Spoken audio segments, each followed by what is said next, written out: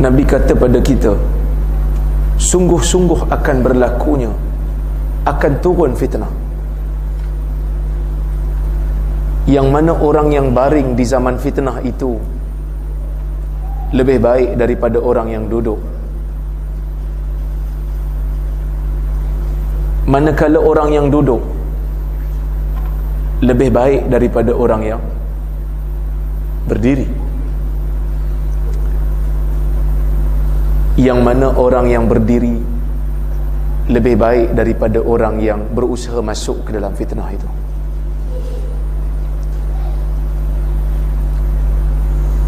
Maka Nabi memberikan cadangan, apabila berlaku fitnah ini,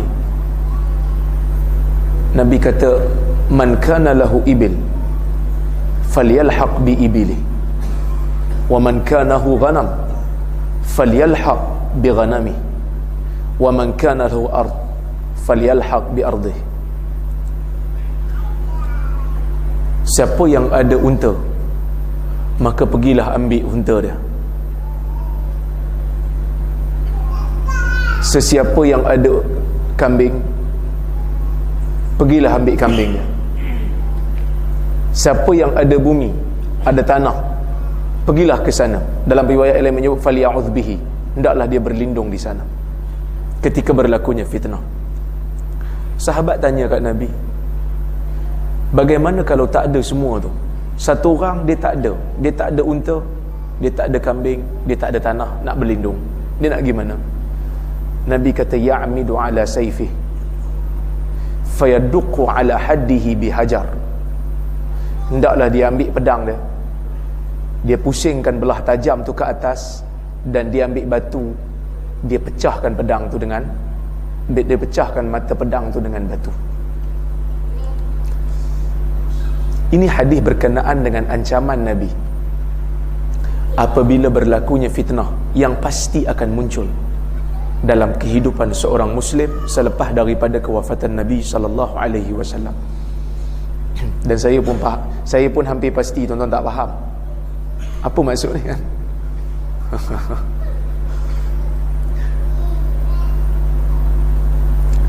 Pertama sekali, bila kita sebut dengan fitnah akhir zaman, saya tak boleh cakap kuat tuan-tuan, suara saya dah hampir-hampir kong dah bateri dia. Jadi saya kena cakap slow-slow ni, minta maaf. Biasa saya agak sedikit agresif, tapi hari ni tak boleh, dah habis had. Bila kita cerita tentang fitnah akhir zaman, ayat Al-Quran juga mengisyaratkan tentang bahayanya fitnah. Seperti mana Allah Ta'ala menyebut dalam Quran, al-fitnatu asyaddu minal qatl, fitnah itu lebih dahsyat daripada membunuh. Maka sebahagian orang cuba untuk faham fitnah ini menuduh orang tanpa bukti. Sebenarnya ia adalah tafsiran yang salah. Di dalam Al-Quran, apabila dikatakan fitnah itu lebih dahsyat daripada membunuh, maksud dia ialah, dalam ayat itu sebenarnya bukan bermaksud tuduh orang, tetapi syirik. Yang mana syirik itu lebih dahsyat daripada membunuh. Maka pada ketika itu Allah mengizinkan orang-orang Islam untuk berperang di Masjidil Haram. Perang itu tak baik, tetapi apabila dibiarkan tidak berperang, maka akan berlaku syirik. Maka pada ketika itu dibenarkan untuk membuang syirik yang berlaku di Mekah, kerana syirik lebih besar daripada membunuh. Baik, Ibn Qayyim dalam kitab dia Zadul Ma'ad memberikan beberapa makna bila disebut perkataan fitnah di dalam Al-Quran ataupun hadis. Di sana terdapat beberapa makna, tetapi yang kita nak ambil adalah salah satu daripada makna ini, iaitu hadis ini. Hadis ini yang mana Nabi kata, innaha satakunu fitnatun, sungguh-sungguh akan berlaku fitnah. Fitnah ni apa maksud dia? Fitnah ni adalah bala bencana yang mana dia akan berlaku di akhir zaman. Dia akan berlaku sebelum daripada kiamat. Sebab itu hadis tanda kiamat orang panggil hadis fitan, plural ataupun kata banyak daripada perkataan fitnah. Nabi memberikan ancaman kepada umat dia. Nabi kata sungguh-sungguh akan berlaku fitnah, sungguh-sungguh akan muncul bencana, akan turun bala. Yang mana bala ni bila turun, masyarakat awam, orang-orang awam, orang-orang Islam yang hidup di zaman itu, bila dia tengok bala ni, dia tak tahu mana satu yang betul, mana satu yang tak betul. Bala ni bila turun, bencana ni bila turun, ujian ni bila turun, manusia dia jadi pelik dan keliru. Mana satu yang betul ni?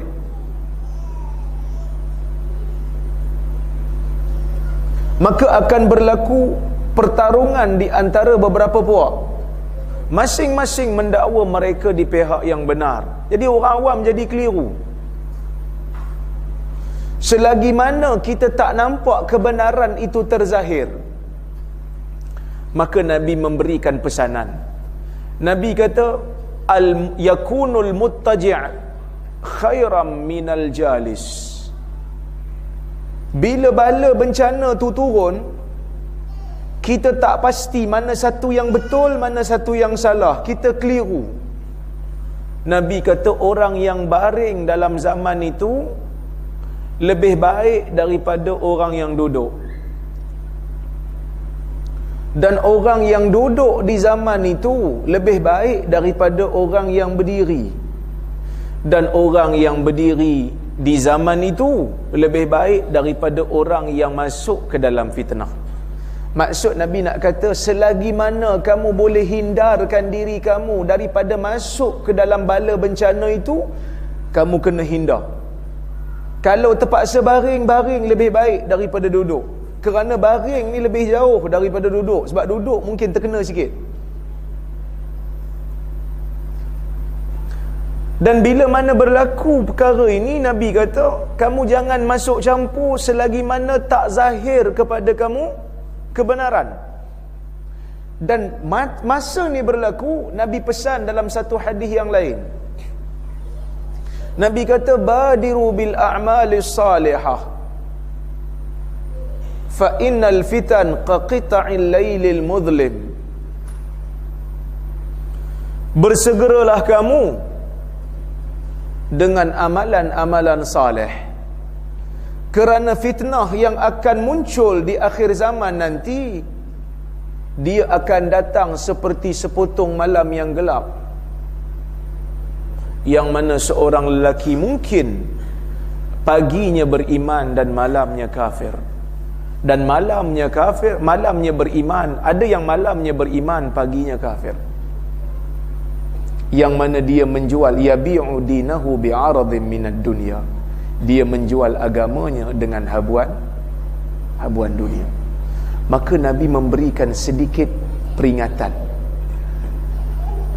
Oleh sebab itu, para ulama cuba berbincang tentang fitan. Apa sebab Nabi bagi tahu kita tentang fitan ni? Untuk apa? Pertama, nak membuktikan kebenaran dakwaan Nabi, dan dia tu adalah Nabi. Kerana banyak hadis-hadis tentang akhir zaman yang kita tengok hari ni jadi sungguh dah. Maka orang yang beriman dia akan tambah beriman. Orang yang kafir dia bila baca hadis ni dia akan kata betul ya. Maknanya Nabi bagi tahu lama dah.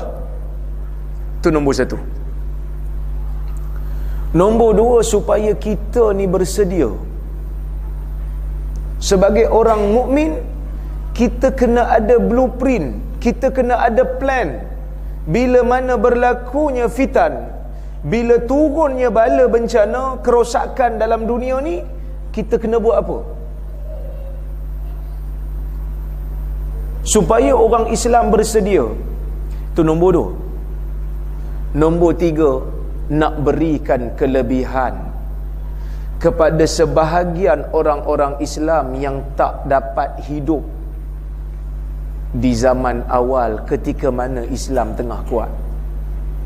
Mungkin antara kita ada yang fikir, kenapalah aku tak hidup zaman Nabi? Senang cerita. Ada masalah terus tanya Nabi, tak payah gaduh panjang-panjang. Hari ni ustaz pakat bergaduh belaka. Dia fikir macam tu, baik aku hidup zaman Nabi. Nabi ada, apa masalah pergi tanya Nabi. Tak dapat hidup zaman Nabi pun, hidup zaman tabi'in pun kira okey, dapat jumpa sahabat. Apa masalah? Tanya sahabat. Tak payah bising-bising. Sebenarnya Allah Subhanahu wa ta'ala itu adil.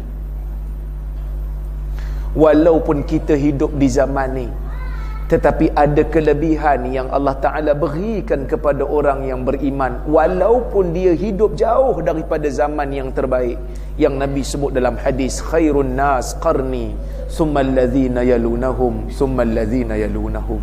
Sebaik-baik manusia di zaman aku, di kurun aku, kemudian kurun yang berikutnya, dan kemudian kurun yang berikutnya. Kadang-kadang jauh di sudut hati kita teringin juga nak hidup zaman tu. Nak hidup zaman di mana Islam tengah kuat, sunnah tengah kuat. Tapi bila kita baca hadis-hadis tentang fitan ni, kita baca hadis-hadis akhir zaman ni, adalah beberapa hadis yang menjanjikan kelebihan untuk orang yang hidup di zaman kacau bilau sedang berlaku. Apa antaranya? Nabi sebut dalam hadis riwayat Muslim, al-ibadatu fil haraj ka hijratin ilai. Ibadah pada zaman kekacauan, orang tengah serabut dengan maksiat yang berleluasa, dengan kejahilan yang berleluasa, tiba-tiba dia boleh beribadah, tiba-tiba dia boleh pegang agama. Nabi kata kelebihannya sama seperti orang yang berhijrah kepada aku. Hadis riwayat Muslim. Maka kita dengar tu kita lega lah. Tapi bukan senang nak ibadat zaman tu. Bukan senang nak ibadat zaman kekacauan tu berlaku. Tapi kalau boleh buat, kira dapat pahala seperti mana hijrah. Tapi jangan fikir juga tuan-tuan, kita rasa kita seronok kalau hidup zaman sahabat. Belum tentu kita camp Nabi. Mungkin kita camp Abu Jahal. Mungkin. Maka sebab itu Nabi memberikan ganjaran bagi orang yang boleh beribadah di zaman kekacauan berlaku. Kerana ia bukan satu benda yang mudah untuk dilakukan. Dalam hadis yang lain Nabi menyebut, inna min waraikum ayyam as-sabr. As-sabru fihinna qabdun ka qabdin atau mithla qabdin 'ala al-jamr. Lil 'amil fihinna mithla ajri 50 rajula. Atau kama qala Rasulullah. Disahihkan oleh Al-Albani. Dia kata, Nabi pesan pada sahabat, inna min waraikum, sesungguhnya di belakang kamu ni akan datang selepas daripada zaman kamu ni, zaman yang memerlukan kepada kesabaran. Apa itu sabar? Sabar berpegang di atas sunnah. Sabar berpegang dengan kebenaran.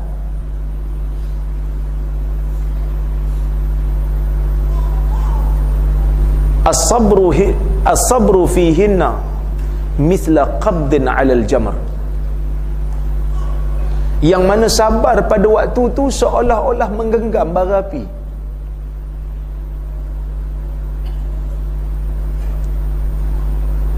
Bagi orang yang beramal pada waktu tu akan dapat pahala seperti mana 50 orang yang beribadat di waktu yang lain.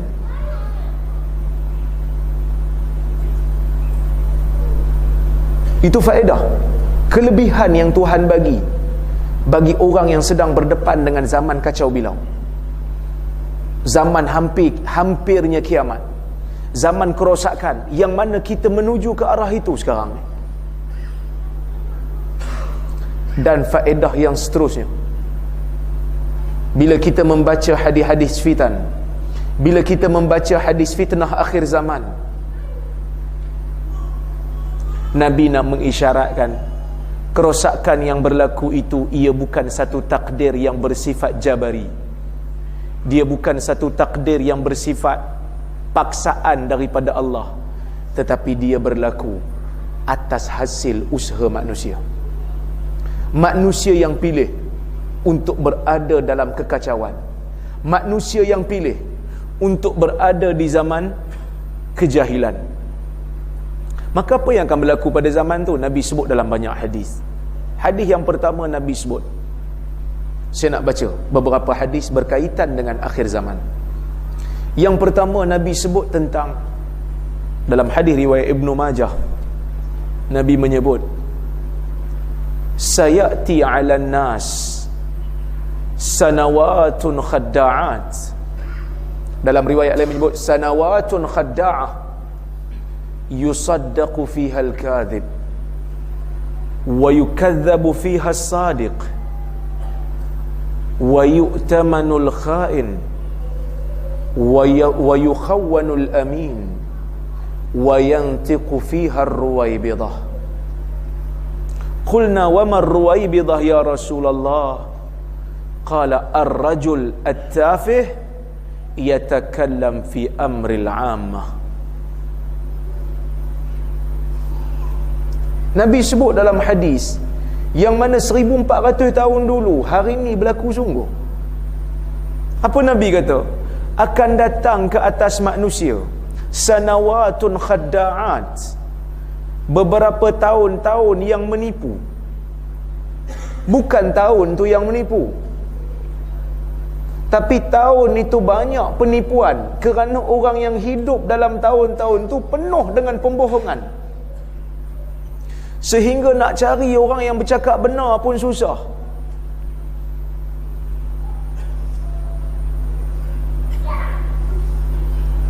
Minta bercakap benar pun susah, cakap bagi betul pun susah, memikirkan tentang kepentingan peribadi, kepentingan diri, memikirkan tentang reputasi diri. Orang tanya, dia sembunyikan kebenaran. Orang tanya, dia main play safe. Ini zaman kita nak menuju ke zaman tu.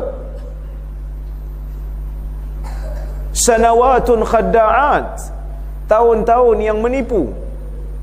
Yusaddaqu fihal kadhib, yang mana orang yang benar dikatakan berdusta.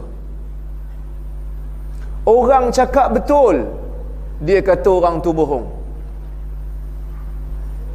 Tuan-tuan, kita ke arah itu. Saya belajar bidang hadis. Kadang-kadang kita nilai hadis, hadis yang masyhur dalam masyarakat, tetapi ia dihukum palsu oleh ulama hadis. Tiba-tiba orang kata saya bohong. Jangan percaya, dia ni bohong masyarakat, sampai saya kena keluarkan sijil. Mula-mula dia kata kita tipu masyarakat, tak ada kelayakan, kita bagi keluar sijil. Ni sijil saya. Siap baik, keputusan bagus sikit, kau tak segan jangan nak tunjuk. Lepas keluar keputusan, dia kata ini semua bangga diri pula dah. Orang tuduh kita, ni khaluat ke apa ni kan? Kita kata dak, saya dah kahwin, kita pun keluar kad kahwin, ini semua bangga diri. Tak pening tuan-tuan. Yusaddaqu fihal kadhib, orang yang bohong dia kata betul. Orang yang bohong dia kata betul. Bawa cerita merepek, boleh pergi mana-mana, ceramah bebas, masuk TV. Tapi cerita karut, kita cerita betul, kita bawa sumber, mengelirukan masyarakat. Kita sedang berhadapan dengan situasi ini. Bukanlah geram tak nak bagi peringatan. Kalau orang tak pergi bercakap, saya pun okey juga, dapatlah relax sikit. Suara pun dah tak ada ni, kan? Tapi kita sedih. Pasal apa dihalang bercakap? Pasal apa tak boleh bercakap? Dia kata sebab bohong. Sedangkan kita ambil pandangan kita daripada ulama muktabar, maka kita dikatakan sebagai pembohong. Jangan percaya tuan-tuan, ni semua pakat bohong belaka. Ni semua budak-budak muda kan faham sangat bahasa Arab. Kalau betul tak betul kami ni, panggillah bersama, kita bincang, kita discuss, kita diskusi, nak tengok pemahaman aku tak betul ke, pemahaman hang yang tak ada asal. Kan kita sama-sama ahli sunnah, tapi Nabi memberikan ancaman benda ni akan berlaku, yang mana kadang-kadang kita tak sedar, kerana kita leka dengan amalan yang kita biasa buat sampai kita tak semak daripada mana asal amalan kita. Sehingga apabila datang satu orang nak bagi betul amalan tu, kita rasa dia bohong. Kita tak teringin pun nak semak betul ke tak. Tu masalah. Maka Nabi sebut dalam hadis ni, akan muncul zaman ni, zaman orang cakap betul dikata bohong, orang bohong dikata betul. Orang yang menyandarkan pandangannya kepada ahli sunnah dikatakan bukan ahli sunnah. Orang yang menyandarkan pandangan dia pada cerita khurafat dan tahyul dikata ahli sunnah sejati. Kita bimbang benda ni bila dibiarkan berterusan, kita sangat-sangat bimbang.